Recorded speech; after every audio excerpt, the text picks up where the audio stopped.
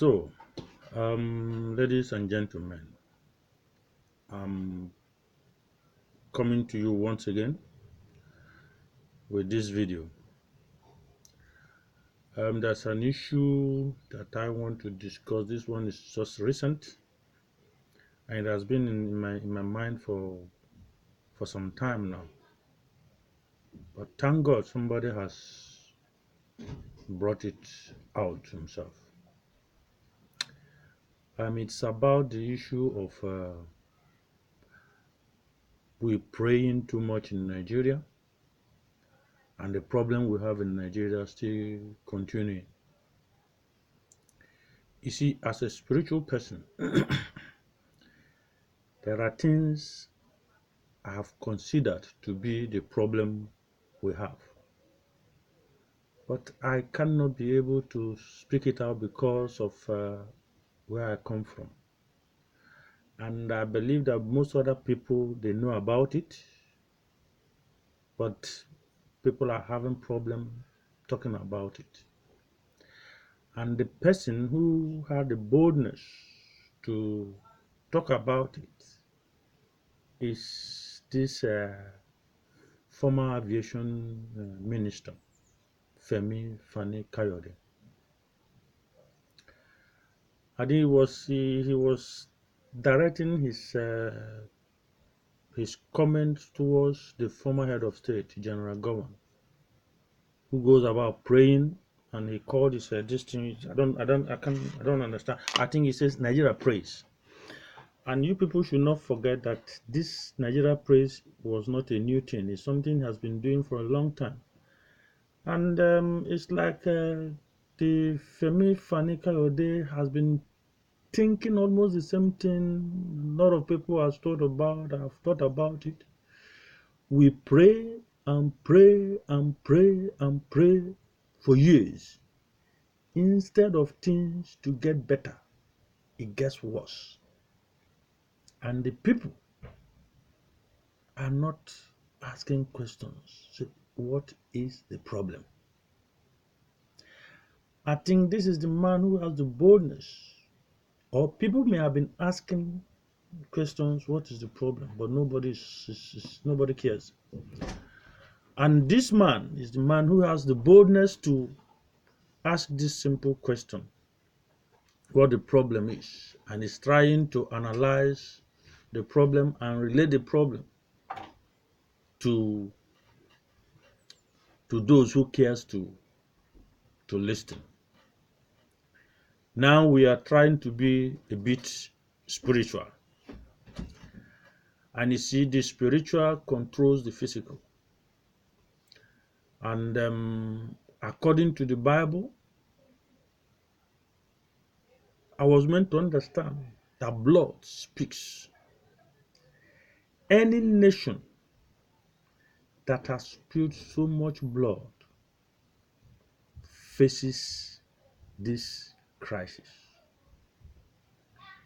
Any nation who has spilled so much blood faces this crisis.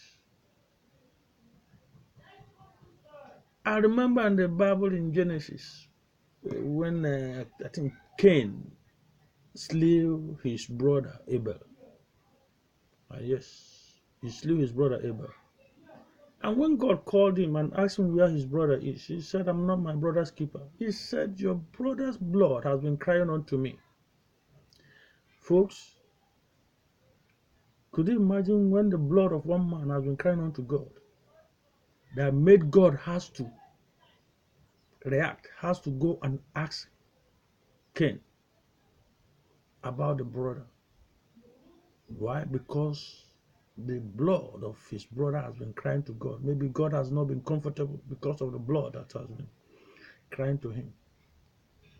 Folks, could you imagine the millions of blood, innocent blood, that has been crying to God for vengeance?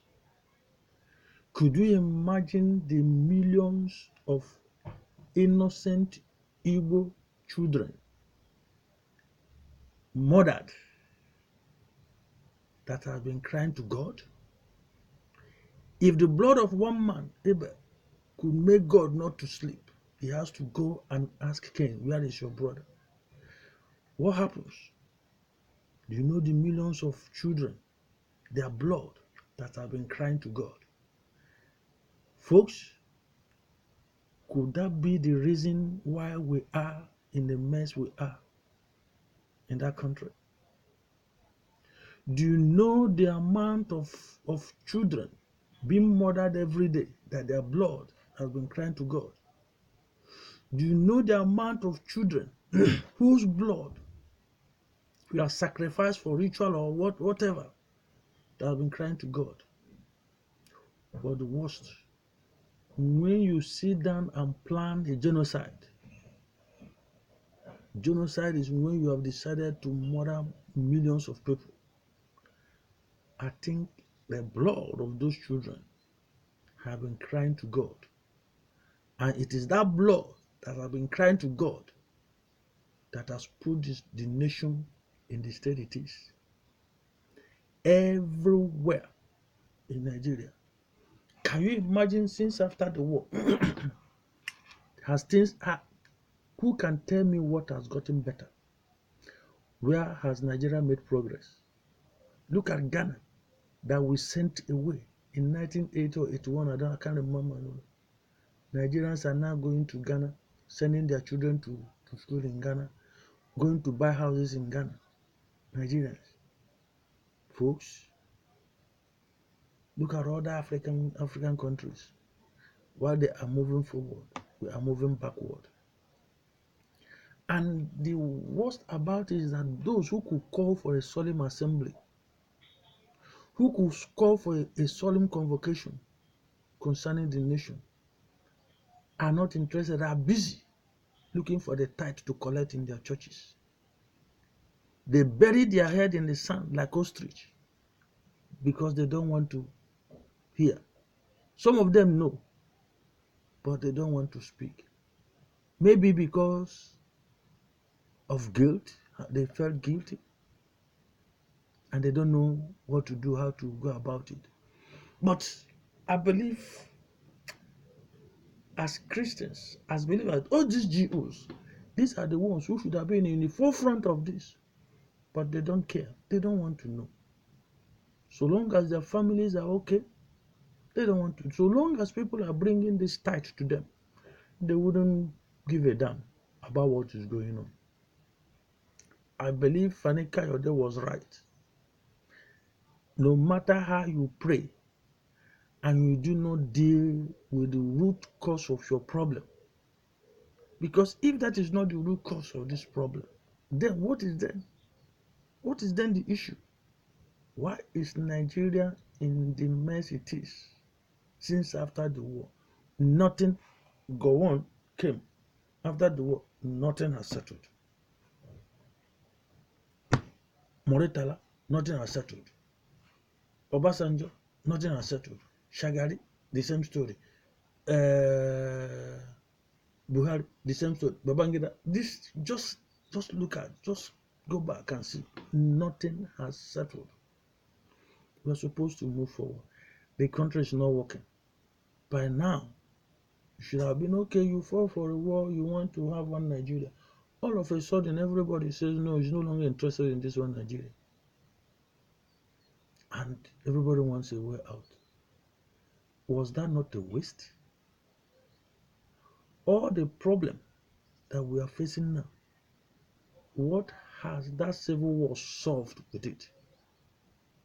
It didn't solve anything. It would have made the place more messy.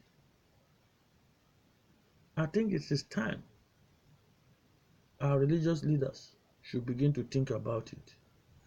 I don't want to talk about our leaders in the country because those ones are efulefu. They are gone already. You don't talk about all those people you call your leaders. I'm not referring to them. They themselves are in deep mess.